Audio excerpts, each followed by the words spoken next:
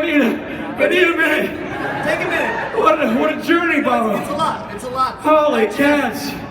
Ah, Richie. Unbelievable. What a road. What a road it's been, Richie. What a road, Ramo. 12 seasons going into old number 13.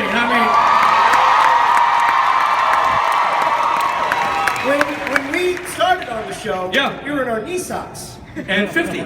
It's weird. Being 50 and in knee socks. We're trendsetters, Bubba. That's right. Trendsetters. For those of you who might be like, I don't know, new to school, in the wrong room, or way in the back and unable to see anything, this little blurry dot is Rob Benedict. You know who we've got? And this little fuzzy thing is Richard Spade Jr. He played Gabriel. Most recently, he's director of Supernatural. Yeah? Oh, bring it on starting lineup, man. Let's get right into it, shall we? All right, so Kansas, those guys can sing. They can sing!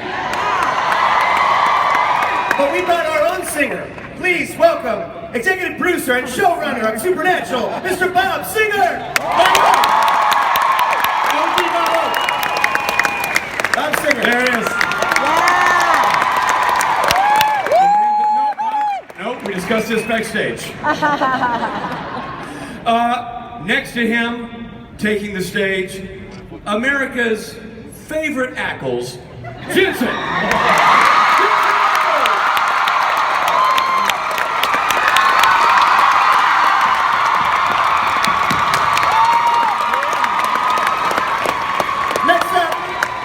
Next up, a man whose hair is getting its own spin-off series. Yes. Mr. Jared Padalecki! Yeah.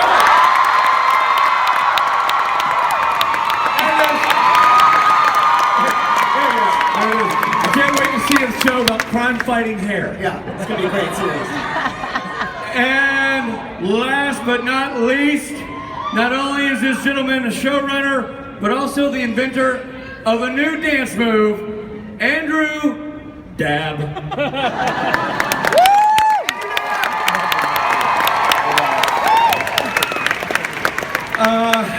Wow, guys, congratulations on another amazing season. Season 12. Thanks. Amazing. Love it. Yeah. But real quickly, sidebar. How about that opening? How about Kansas?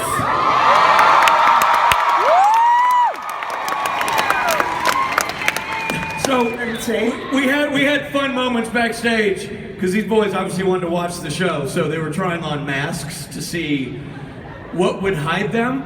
And I can tell you, after surveying all the masks in the room, no masks work. Nothing. It really doesn't. It's hard to hide the hair and the bow legs. You know what I mean? And, it tells the story. But seriously, I mean, this is a hell of a year. This has been an unbelievable season. So much craziness. What were your favorite episodes of this season? 12 and 20. Those are the ones you directed. Yeah. You got a favorite, Robin? The other 21. You're a jerk. No, seriously, the finale. I thought the finale was amazing. Yeah! Finale was... How about that Congratulations on surviving the finale. You're the only two. They were the only two. Yeah. It was a bloodbath. Yeah, so, yeah, it really was. I mean, Rowena's toast. finale? She's literally toast. Yeah, toast. And Crowley sacrificed. Yeah. And Mom is locked in another dimension with Lucifer. Kind of a dream date scenario? Yeah. And then, I mean, Castiel. I gotta do this. Buddy. I gotta do this. Bobby. Did you really kill Castiel?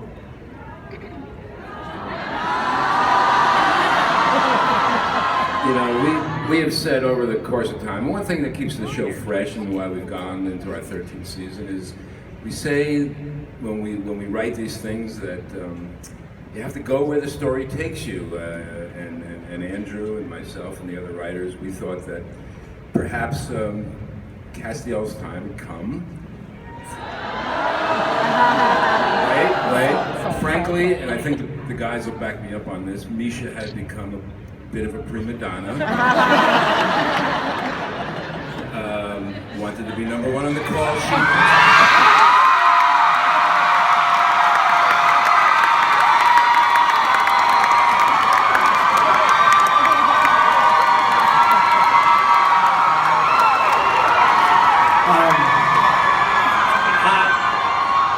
Sorry guys, I guess I was back there, but they never told me to come out, but I heard my name, so I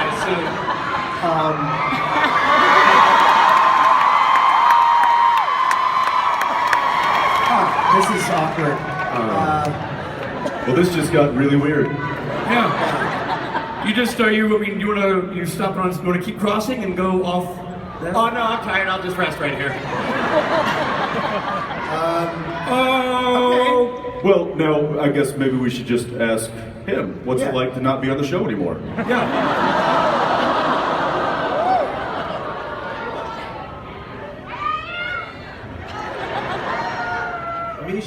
He's excited. They just had to take the story where it went, but I'm not going away.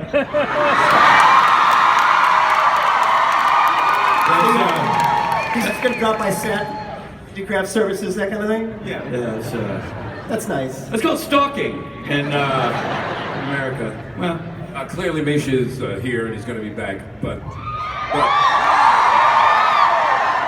he is a prima donna. I will say, now that Misha's on stage, there are a few people that love you, but there was a really, so for the first time in 13 years, Ackles and I were like, we're not going to wait backstage while Kansas plays. We want to be in the audience. So they snuck us way into the back corner so we could watch while Kansas was playing. And a lovely young lady who was back there, and you know who you are, got up and started dancing, and then she's like, turns over, and here's Misha, and she's like, hey, will you take my, oh my God!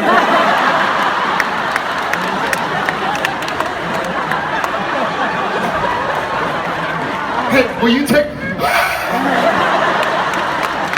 a full-on I'm a Misha Migo. well, she has that experience, but now there's a whole bunch of people in the back corner going, wait a minute. Wait a minute! Kansas and Anisha were behind me! Ah! I'm gonna kill myself! Baba. So let's talk about something that's actually relevant to the Season show. 13, after that finale, what's the plan from here? Where do you go from there? Well, episode 1, Castiel dies. Yeah. I'll let Andrew handle that one. Sure. Well, I think for us, season 12, by the end of season 11, when Mom comes back, season 12, the guys kind of had the happiest situation they could have. Mom's back, all the friends are alive, they saved the world without having to sacrifice each other, and season 12 was... You really messed that up, didn't you? Yeah. You killed everybody. Yeah, and then season 13, we're like, well, that was a horrible idea, like, too much, everybody's nice, and who wants that? So then we just murder, which is really what the show's based on. It's just multiple serial homicides that everyone in this audience is witness to and probably will be indicted for, but that's a longer conversation. You're all colluding. That's right, this is collusion. There's something great about listening to Andrew talk seriously about the show while in the monitor, teeny tiny little Misha sits next to him at the kids' table.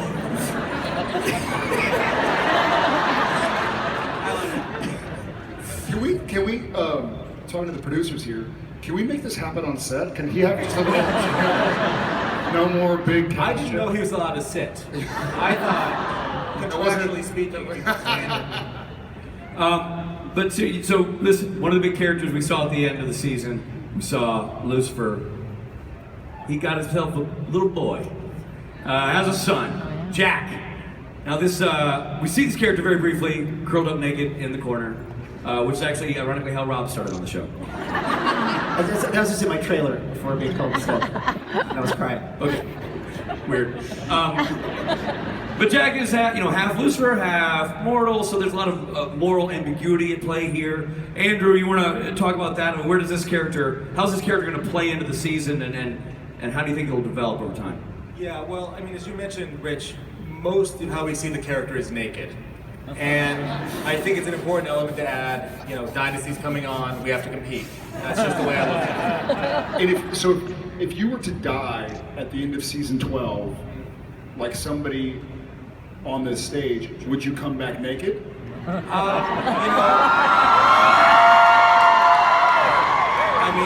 I don't know that we can afford the blur effects. You mean because it's like so much of the screen would have to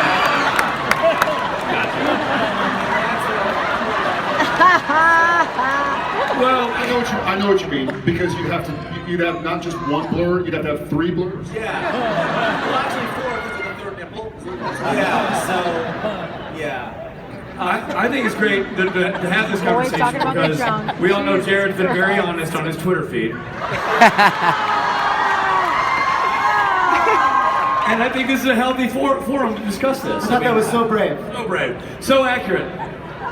So brave. I will say that after, and I had several friends and family members call me to say like, dude, are you twittering some stuff? Huh? So, to tell you from my end of the story, we're in Chicago a week ago, and I go to bed about 11 o'clock, and I get some sleep, and I wake up at 4 o'clock to like go to the bathroom or something, and I have all these like, your Twitter was favorited, your Twitter was liked, your Twitter was favorited, your Twitter was like, my Twitter, like did I tweet something? And then I have It said your tweet is really gaining traction. yeah, your tweet is gaining traction, make a comment. And I was like, and so then I have one text message, not from Jensen, not from Misha, not from Bob or Andrew or Richard or Rob, it's from Matt Coleman. And I was like, Matt, is he okay? Because he's not the type to text me at like 2 in the morning. So I opened it up and it just says, dude, Twitter. So I opened my Twitter. I didn't realize he's fluent in Ackles. That's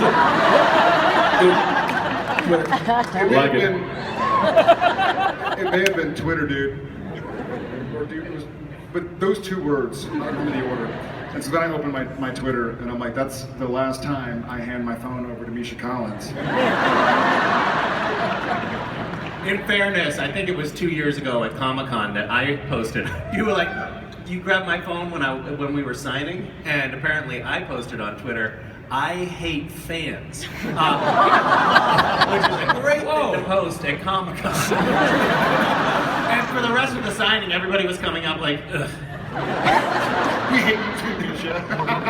That's right. I remember when panic set in, because we do a signing after this, and we're signing and you pass and you sign and you pass. And then Misha, upon realizing that, so he had just put his phone on the table and it was on, and I was like, put it back. Upon I think like you got a bunch of phone calls or something. He was like, oh my god, oh my god, oh my god, oh my god, oh my god. Had to like excuse himself. Yeah, you've done that to almost all of us, and that's why we were high-fiving when we saw that tweet. We were like, yes! Someone finally got him. Yeah, that's why you didn't get a lot of warning phone calls from friends. But bringing it back, so Jensen, how will Dean and Sam react to this Jack character? Differently. Dude. Cool.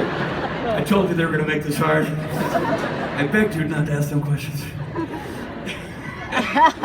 Go to your notes. Go to your notes. There's been a lot of build-up for this. I mean, the whole season's been dealing with There Kelly is. Klein and It's obviously the mom being gone and Cass and all of this kind of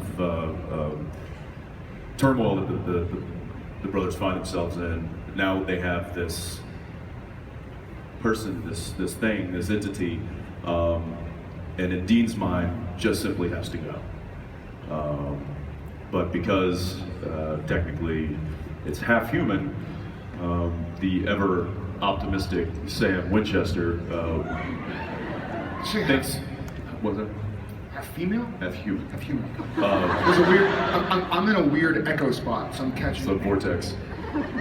So they're Half female? we have 2 different ideas of how to handle the situation. By the way, Does Jared know we're doing a panel? say again. Do you Somebody know wake up the at panel like- for Comic-Con right now? Okay. Anyway, but I yeah, tried. Yeah, that character could go either way. It could be evil, could be. Have Sam and Dean encountered somebody with these sort of characteristics before? Sort of the half Lucifer, half human. Have they wrestled this moral dilemma previously? To this degree, it's kind of difficult, right? I'm trying to think of the last time. Well, no, this is the spawn of the devil, so Right. Yeah. which I don't know why anyone would want to see how that works out. You know what? Let's see how this plays out. What could possibly go wrong? Dean's a little more practical. I have an idea. Let's shoot it in the face.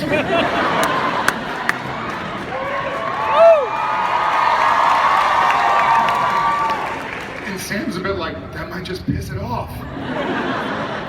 I think, Well, at least we'll know. I think Sam, kudos to Bob and Andrew and the rest of our writers. It's a neat, we've danced around this a couple times, but not to this degree, the whole nature versus nurture argument. And so it is, Jack certainly is half Lucifer, but he's also half Kelly Klein, right? Kelly Klein was a good person, and so Sam, ever the optimist, is trying to figure out what to do, and Dean, being Dean, shoot first, ask questions later. Some things never change. And Andrew, is that a journey that Jack himself will go on in his sort of development and trying to figure out which side he's on? Yeah, I mean, I think in terms of the character, obviously, as Jared has talked about, they've got strong opinions. I think from Jared's point of view, especially from Sam's point of view, Sam was a character who was, as we remember from way, way back, destined to do very bad things. And, Whoa. and still may. A lot of years left. But he's or not. I don't really know. But the idea that I think Sam can kind of put himself in those shoes a little bit better, and then for Jack himself, he's someone who I think is struggling with that and will continue to struggle with that in our version of Hell's My Two Dads. And then Misha, so you've been doing a lot of gardening, or? Yeah, so you can you can't plant tomatoes until July, so that's what I'm getting into now. Cool. That's great. Anywho, Thanks, buddy. And so, mom is trapped in this other dimension, this other world. right. And so much, Robbie, of this season. So much of the season, there was the Mary character, wonderfully played by Samantha Smith. You guys had a service that story really well, and the way Sam reacted to Mary, and the way Dean was reacting to Mary, and how you guys were coping with her return, dealing with the British men and letters. Now that she's had this experience and is now, made this move to try to do the right thing, and now finds herself on the other side of this wall, in this hole. How do Sam and Dean differ in their approach to how to handle that situation? Dean thinks she's gone, that she went through the rift. It's a rift, Rich, not a hole. Oh. I was just making sure you read the notes. Okay. She went through the rift, the hole, with Lucifer, and the whole rift closed. And Dean is pretty sure that that's curtains for Mom, and while he's bereft over that, he's ready to accept that. Sam thinks, no, she went through alive. We've been on the other side of this rift. He's holding on to the fact that she could still be alive, and it's a bit of it's a problem between the guys, because Sam's mission in the beginning part of season 13 is, let's find Mom, and Dean's idea is, we have bigger fish to fry, Mom's dead, you're just going to have to come to that realization. Spoiler alert, Mom is not dead. I told you. Me. Dean's kind of a Debbie Downer at the beginning of the season. Dee Downer.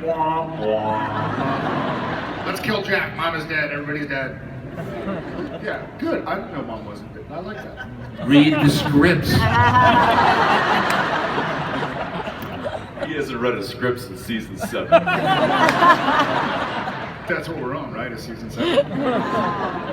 And so, in the Mary storyline, by the way, Mary, who is with Lucifer, is on the other side of the rift, she's got her own journey. She's got her own challenges to face now. And Andrew, how do we see that playing out for her? Yeah, I mean, I think in terms of Mary, obviously, she came back with a very, first very kind of spun out. She didn't ask to come back, she was brought back, she was sent back. It took her a while to find her footing, I think, with the world at large and more specifically with her sons. And by the end of the season, I think everyone was in a very good place. She's been lost. You know, over on the other side, here she's got someone who, as far as Mary's concerned, she made the sacrifice knowingly. She went through that rift knowingly.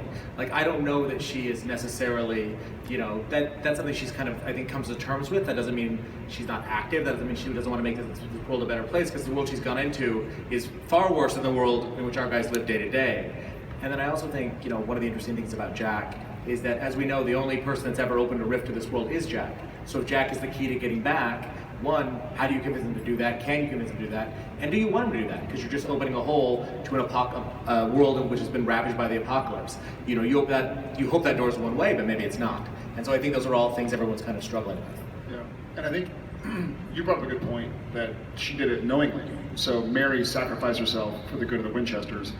Crowley sacrificed himself for the good of the Winchesters. Did anybody else die in the finale? Not that I'm maybe aware of. did not sacrifice themselves for somebody else's good?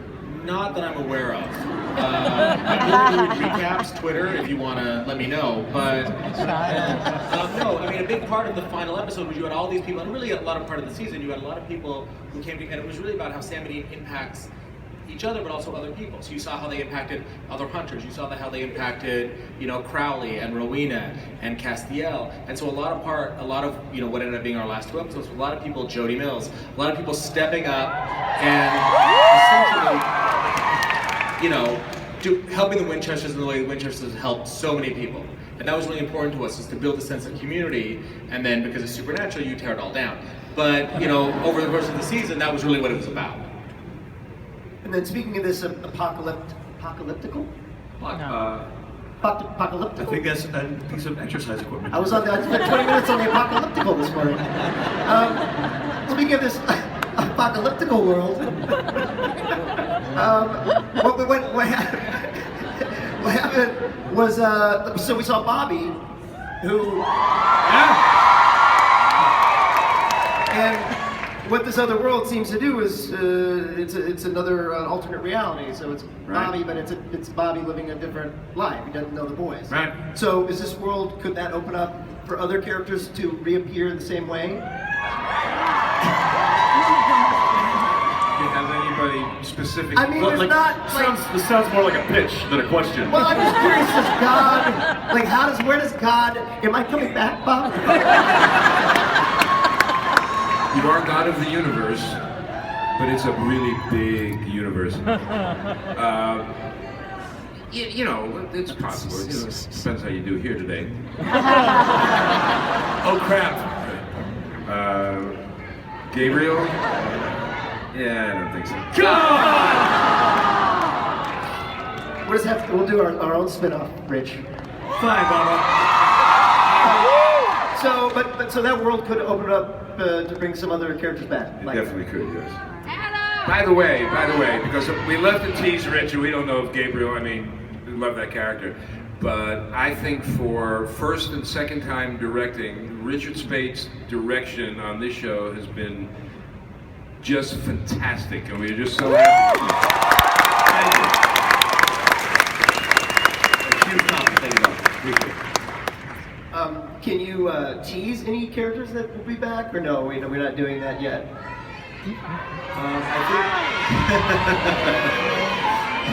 By the way, but by tease, he means give them a hard time. Poking people, I mean, no. I think we've got some cool characters coming back, both in our world and in the Apocalypse world. So that's the fun of it, is, you know, we've got some people coming back like, you know, Missouri Mosley's gonna come back for us for the first time in a long time. You know, obviously, Jody will be back for us, and something like that. And then in Apocalypse world, without getting into spoilers, some people who have been long dead on our show are less dead in Apocalypse world, and much different characters. That's awesome. Great idea. That's Levels of exciting. goodness. It's more injured. That's promising. So my phone number hasn't changed. shifty, Just FYI. Really shifty. You know, we're talking about a show that's been on since half this room wasn't born. We were going 13 years into a show. And the thing I think that makes Supernatural special in the world of television, for not just us who are involved in it, but also for you folks who watch it, is that it continues to reinvent itself. It continues to be interesting, tell fun stories, tell engaging stories that are emotional and connect with the audience. And that's all, if I may say, driven by the fabulous performances of you two gentlemen who continue to do outstanding work. Misha came along and slowed it down for a while, but now he's gone. And we can get back to the business of making quality TV. So for your journey, This joke is not funny anymore.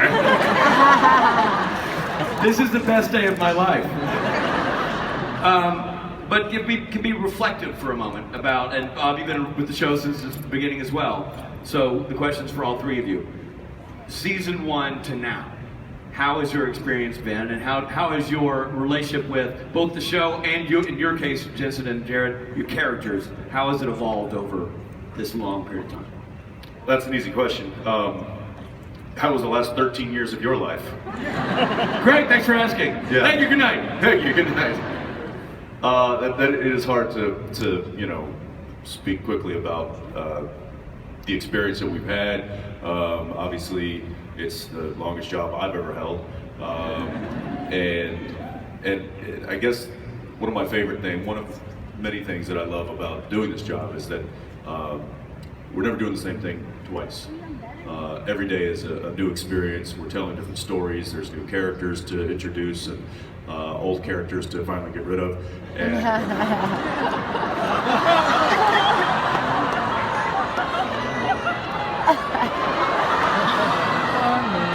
It's that kind of crappy acting that got you fired.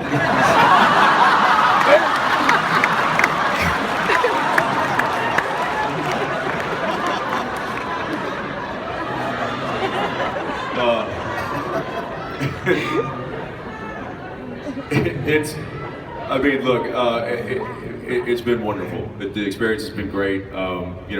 We've had our ups and downs. We've had great seasons. We've had maybe not so great seasons. It's an ebb and flow, but I think through it all, it has been wonderful, and I'm very proud to be a part of something that's lasted this long.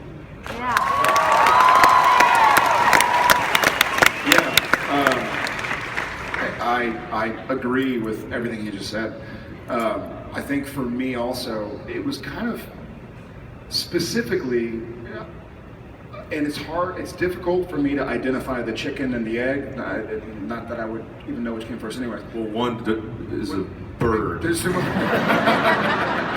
One is the other little Twitter doesn't thing. really move. That's right. I got it. That's what it is. Not to help. No, but Jared was a lot. Jared and Sam were sort of similar season 1 in that I was like, man, this is hard work. Like this is difficult to be up in Vancouver. I had no friends. I was living in a hotel room. We didn't know if we had a job for more than 2 months because we hadn't been picked up for a season. We hadn't even really aired yet, so we didn't have this family, which is badass, that we have now to support us. And there was nothing, Twitter didn't exist. I don't mean maybe it existed, but it wasn't like, oh, well, I'm getting support from my friends that aren't here. iPhones didn't exist. iPhones, that's right, came out like season 1, right? I know, Jesus. Love you back. So crazy. So it gradually, as the show has gone on, both Sam and Jared have realized that this is life.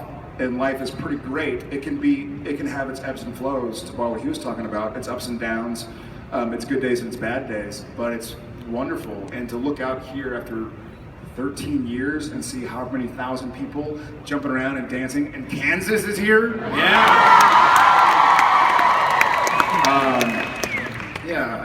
I met my wife on the show. We have 3 kids. Right.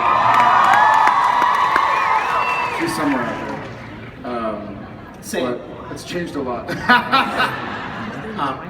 I add one thing, even though I wasn't there at the beginning? We were talking on, I know I'm new and now I'm gone, but we were talking about this on Friday. Someone asked us about a question about sort of the eventual demise of the characters and the end of the show. And Jensen started talking about a vision that he had had, a dream that he had had about the demise, about the end of the show, and about Sam dying. And the amazing thing about it was when he was describing this dream, the three of us kind of got choked up because we all know these characters so well, they're so a part of us that we have actually sort of taken them into our own emotional family, if that makes any sense. They feel real to us. And so the thought of Jensen as Dean losing Sam is actually like heartbreaking, which is kind of amazing. And that could only possibly happen, I think, with a show that's been running for this long. Good. And Bob Singer, you know, one of the great consistent through lines through the whole show has been the voice and talents of Bob Singer, who's been writing stories, directing episodes since the show started. For you, you worked with Eric Kripke, then you shepherded in Sarah Gamble, Jeremy Carver, and now Andrew Dabb as showrunners, and you have been consistently there guiding the show. How has your experience evolved over time, and has that been, because you've done it seamlessly from the outside, is it challenging to be sure that those voices stay consistent while also bringing in their own flavors to the show? Well, I think like all of us, we didn't expect it to go on this long. My hair was dark when we started, and it's not anymore. Working with Eric was a real gift to me, and we hit it off right from the beginning and had a wonderful working relationship. Eric had his 5-year plan and left after 5 years, and I was not sure whether I wanted to stay. The next 2 years were a little difficult for me. Again, not sure I wanted to stay. Then Jeremy came in, and Jeremy and I co-wrote his first script on Supernatural, and then he went off to do something else, and we brought him back. But throughout it all, it's always been, this ability to keep the show fresh, that if we felt like we were doing something, retreading something, no one involved in the show had any interest in doing that. Andrew, when did you come with us, Andrew? Season 4. Season 4. So when Jeremy left, a rookie, a newcomer. When Jeremy left and Andrew inherited the mantle, I must say that I thought last year and so far this year is one of the most fun years I've had doing the show. Working with Andrew is a real gift, and so I'm still enthused about the show. If I wasn't, I wouldn't do it anymore. But so it's been a great ride, one unexpected, but great. Yeah. That was what was remarkable when I went back at the end of season 11, and you go up a couple times a year to direct. The enthusiasm is all still there. The writing is still 100%. And these two, you guys are doing work that I'm like, wow, season 11, 12, 13 of a show, you think people are phoning it in. You're absolutely not phoning it in. That's why it's consistently great. Let me just tell one story that I think really crystallizes the relationship that everyone has in this show. I was directing an episode, I can't remember which one. We were going to do a scene with Jared and Jensen.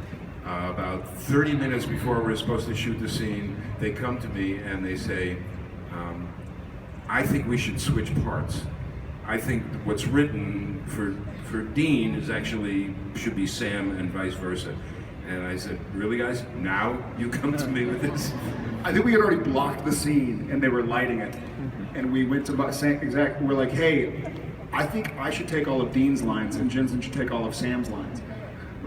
Changing Dean and because Sam. we were rehearsing it, we were running it, and we were kind of tripping over the dialogue a bit, and we were just like, something's not right. And it was you. You were like, let's try something. And we've never ever done this and haven't done it since. But he was like, you read all of Sam's lines as Dean, and I'll take all of Dean's lines, read it as Sam. Okay, so we tried it, and it just worked. And we're like, the light bulb went off, and we went over to Bob and said, Bob, hey, what do you think? One of our producer writers to tell him like, hey, we're gonna completely change the entire scene and flip the dialogue. And of course, he probably thought it was a joke.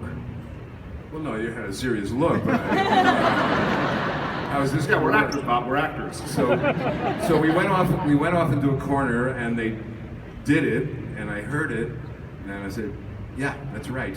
You guys are absolutely right. We had to reblock a little bit, nothing terrible. But the idea, I think, that they're always in the moment like this and thinking about what they do, and also that I think they feel comfortable enough with the producing staff to, to come up and sort of want to make this honest change, and that we are comfortable enough with the actors to know that this is not about ego or anything else. This is just about making the show better. And the relationship that I think we all have is really special. And getting back to why I'm still here, I think is because these relationships are really dear to me, and I just appreciate every day that I can work on the show. That's fantastic. Again, I couldn't have said it better. I think it's we obviously, and I think y'all in the audience know this, as much as we tease the short one at the end, we all truly enjoy each other as people. It's not fake, like, hey, let's go pretend to have a bite to eat so someone takes a picture and looks like we're friends. We have legitimate friendship aside from working together, but that doesn't always translate onto the page or onto the screen or into the work environment. But I feel like, especially 13 years in, we have a lot of trust with each other. Like, if I feel like I remember a scene in Croatoan, season 2 or 1, and we were doing a scene where Sam had been infected and thought he was going to die, and for whatever reason, it hit Jared too hard, and I was like crying, way too far. It was Embarrassing, really. His face was not, leaking. but they weren't Sam's tears.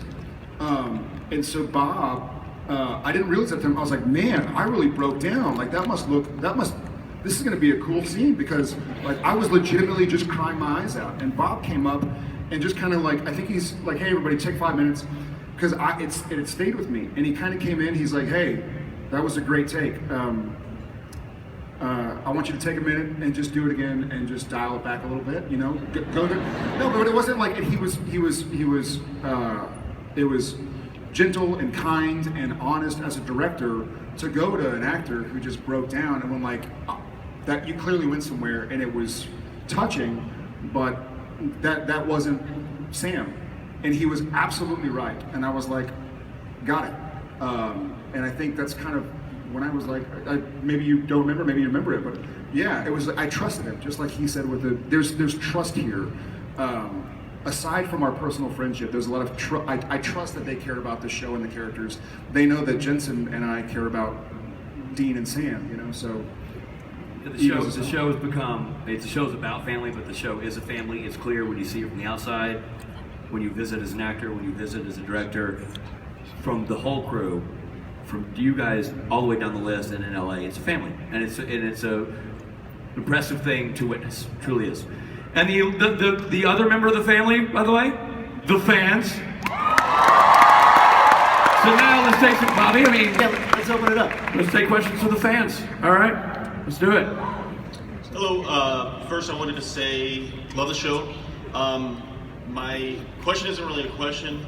My daughter has social anxiety, which is why I'm speaking for her. But we just wanted to say thanks both to Jared, well, actually all you guys, for all the different, what's the word? Charities and different, Causes, thank you. Organizations that you guys have set up for people like me who can't talk, or, her with her social anxiety.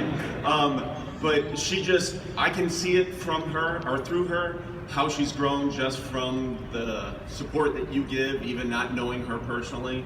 And then one side note, Misha, thank you for the donuts this morning. They were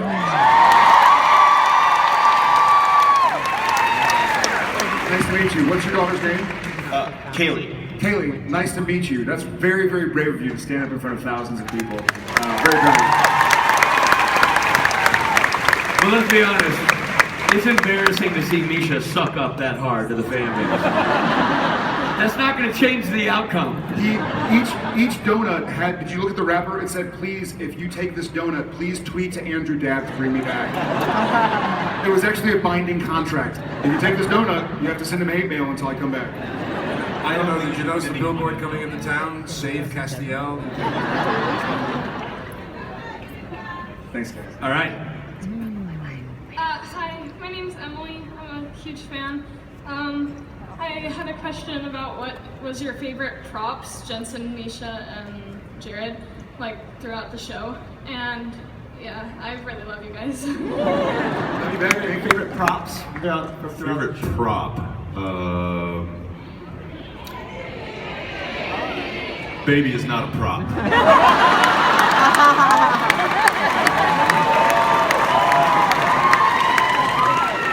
No, baby is a part of me.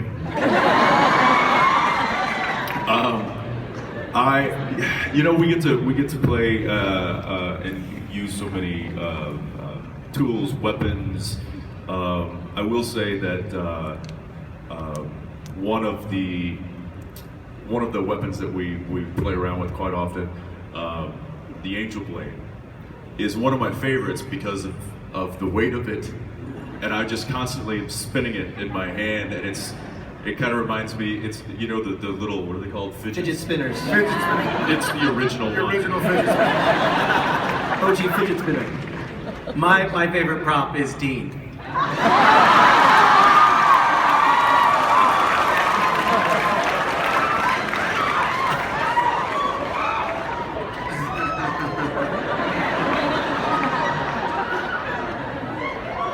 And that's why he's no longer with us.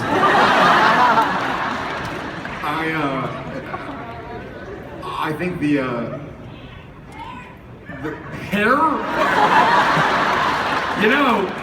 He has the best toupee in the business. It truly is. I'm gonna say the Demon Blade, Ruby's Demon Blade, not for obvious reasons. But there's another funny thing that I don't know if y'all know this. Some of y'all have maybe seen prop Demon Blade, which is kind of ironic, or maybe like saying Nile River or something. Or Sahara Desert. Sorry. So some of y'all have seen the replica Demon Blades, the Ruby's knife. It was actually put together incorrectly when it first got on camera. The handle is improperly, it's upside, like the handle should be the backwards way compared to where the serration is and the blade is. And for some reason, I found that out early on, and it always occurs to me whenever I hold it, because when you hold it out, like there's scenes where I have to pull it out of my back pocket or something, and you put it in a certain way, expecting the handle to fit ergonomically a certain way, and you pull it out, and the blade is facing me, and I'm like, I'm gonna do that again. And then pull it out, and it's ready. But I really dig the Demon Blade. Thank you. Fantastic. Hi guys, my name's Amanda, and I saw that you were playing video games yesterday during press, and I was just wondering, who won? We didn't finish. They pulled us away before we could finish. It was the new Mario Kart, and I was winning. Which is why I immediately left. You always leave the lead. That's... Yeah, don't leave on a miss. He was winning. None of us have played it yet, and I think, in fairness, I took over Misha's controller when Jensen was winning, so I blame Misha for most everything, but specifically for yesterday. Hashtag blame Misha. You? Hi, my name is Bibiana, and I wanted to ask, in the episode Yellow Fever, people died from their fears. So I was wondering, what would you die of, basically? What fears do we have that we would die from? I don't have fear. Bears. I'm just kidding. I guess for me it would be just being... That went heart disease. I mean, statistically speaking, Liver most failure. likely. For me, I think it would be just being like, it's like a classic sort of fear, but it would be being up on stage with in front of a large number of people with my friends making fun of me. In a little boy chair. In a tiny, tiny chair.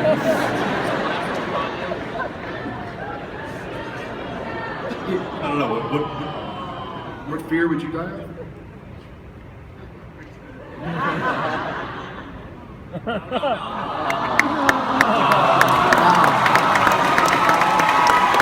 He does this, and he didn't even get a donut. How serious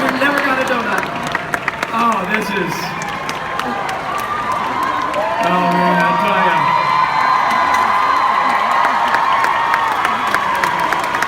Oh, thank you, Misha. You are so fired by accepting that. By the way, that's all for today, guys. Thanks. Walk right into that. So fear. Where'd you land on that? Like, where are you in the fear bit? I don't know. I would say this about 13 years ago, this probably would have killed me. This is not. I mean, we're up here talking and having a good time and making jokes, but it's daunting. I mean, there are a lot of people in this audience, and to get up and try to speak eloquently and not trip over your words or just not trip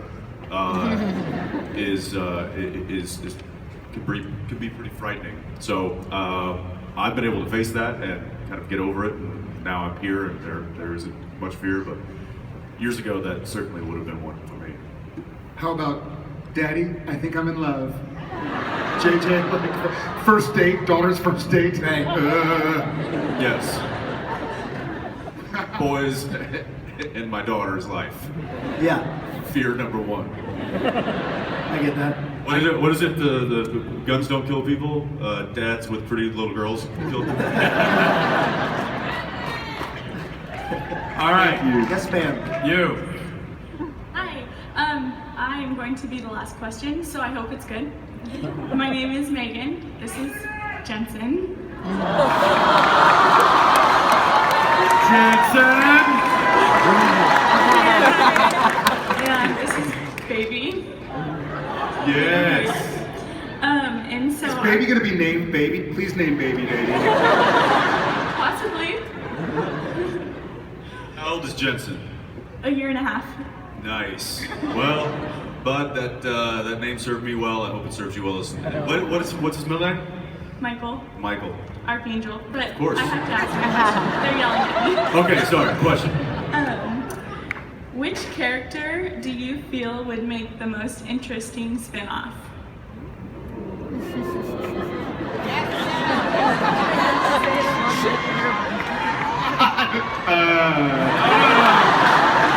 No, sir. Well, we very much feel that we have some really, really strong female characters on the show. Jody Mills, Claire Nova, Donna Hanscom,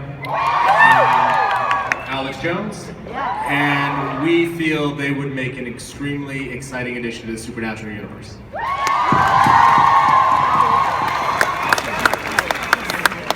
There we go. Gentlemen, here we are. Here we are. The end of yet another panel. San Diego Comic-Con. Somebody literally goes, "What?" It ends? Certainly shocked. I know. So, Any parting words for the people gathered here today? Yes. Thank y'all.